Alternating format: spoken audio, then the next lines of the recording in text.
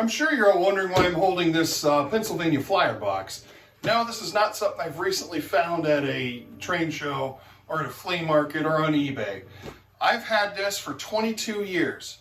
That's right, this is my first experience with O-gauge trains. This is the Pennsylvania Flyer from 2000. Got this for Christmas way back in the year 2000. And actually still has some of the wrapping paper on it. But this right here was, as I said before, was my first experience with O-scale trains, and it's grown from this little O27 set to everything you see behind me. Without this set, my layout wouldn't be here today. So let's get right into it and see this run. It all started today when I was labeling some of my drawers here. Found old 1400s sitting in with some unused coaches. Also found the matching tender right next to it.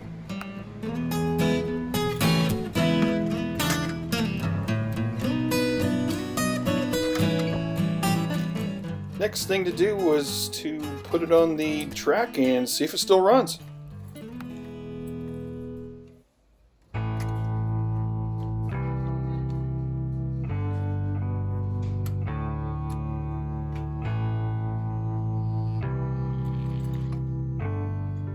Good news is it's still running, but we have a little issue with the running gear binding up. Looks like if you rotate the wheels by hand, it definitely stops and will bind up. I'm not really squeezing all that hard. Yeah, it's definitely binding up. It's probably, yeah, it's definitely due to the piston rod on the slide bars. There's a lot of play in that. So we'll go ahead and figure that out.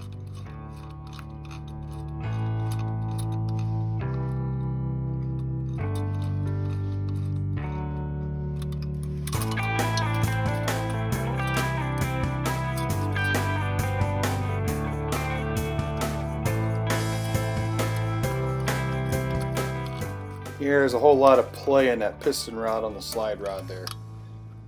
Not too sure yet what's causing that. So I'm going to keep on spinning the wheels here and take a look all over. Looks like we're getting some contact, and we have some bent connecting rods, and we're getting some contact between the little nut on the driver there. So I'll probably end up having to pull that apart. Definitely a lot of play in that connecting rod.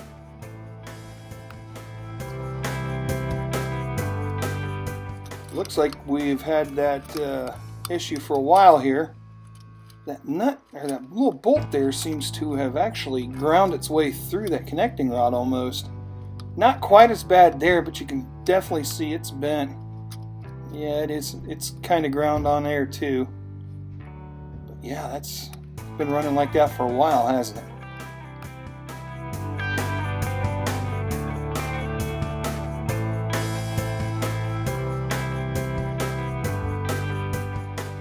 First thing we're going to need is a 1/4-inch socket to get the bolt off the connecting rod.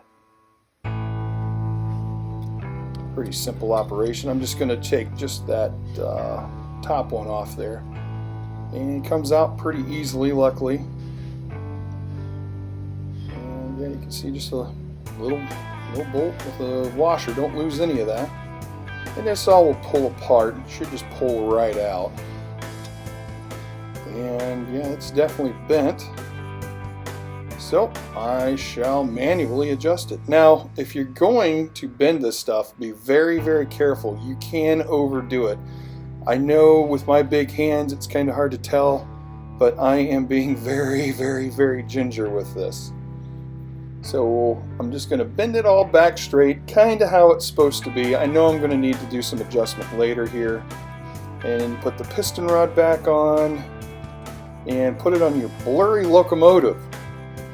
I don't know what my camera did, but yeah, that's way too blurry, so let's go ahead and redo that. There we go. Now we can see what we're doing. So all you got to do is just push that right in there. As you can see, my big fingers are getting in the way here. But yeah, you just push that right on in there. Well, let's try it again. Push that right on in there. And if you have small fingers, it'd probably work a little bit better. And yeah, there's a little hole that needs to be lined up into. There we go, we got it here. And of course, put the nut back on. Do not over tighten it. I have huge hands. That is an issue for me. I work on stuff. I'm a repair technician. And over tightening things can be a real issue for me. See, I'm just using just a couple little fingers there. That's all it takes. Just get it nice and snug. And of course, you're going to have to adjust it a little bit more. Again, be very, very ginger. That's a little close than it's supposed to be. You're supposed to have a little bit of slop in there. So, you're going to have to readjust everything again. There we go. That's about right where we want it. When everything is down, there you go. See all that piston rod there is not floating all over the place on the slide rod? That's the way it's supposed to be. So we'll just go on ahead and do the same thing on the other side here. It's the exact same process, just the reverse side.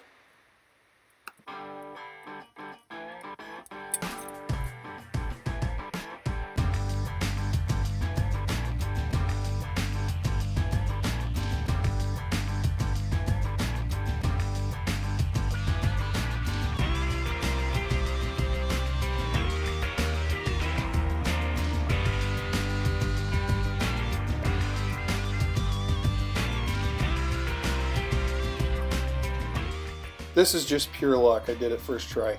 Pure luck.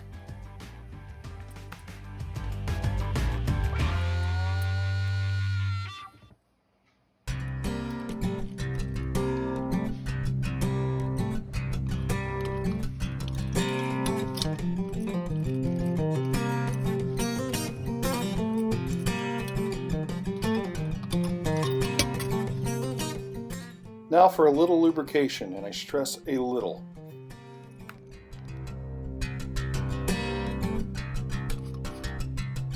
It's always a good idea to wipe away any excess lubricant that you have there.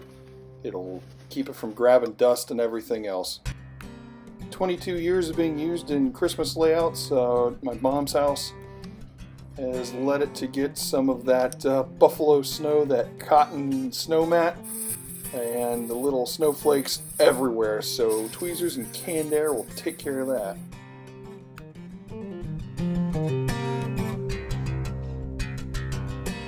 So having sat around a little while, it's got some dust, and the best thing to dust it with is a little paintbrush, a little 1-inch paintbrush.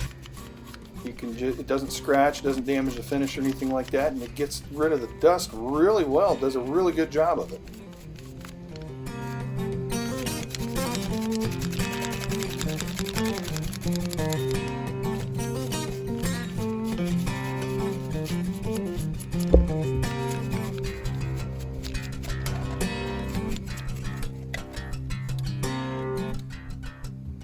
Looking pretty good. I think it's time to put it back on the layout. Oh yeah, it's running a whole lot smoother. Nice, slow, smooth operations forwards and backwards. So let's get the whole consist on there, why don't we? The original consist. Came with a Pennsylvania boxcar, Pennsylvania flat car, and Pennsylvania caboose. Guess that's why they called it the Pennsylvania Flyer.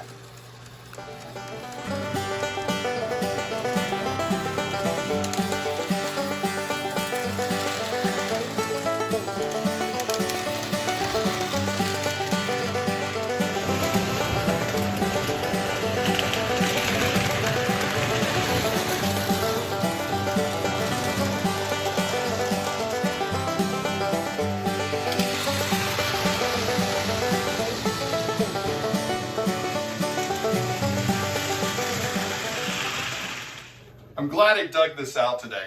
Brought me right back to Christmas Day 2000 when I first pulled this out of the box and stuck it around our Christmas tree. Without this, like I said before, without this, the entire layout behind me would not be possible. It wouldn't be here. So, just it holds it's a very, very special train set to me, and I'm glad I could share it with you today. What was your first experience with model trains in general? I don't care what scale, OG, HONZ. What was your first experience with it? Just let me know in the comments below. Appreciate you sticking around and watching. Hopefully you enjoyed this. If you did, go ahead and subscribe. I always appreciate that. And also don't forget to follow me on Instagram @BigMatchTrains. Thanks again.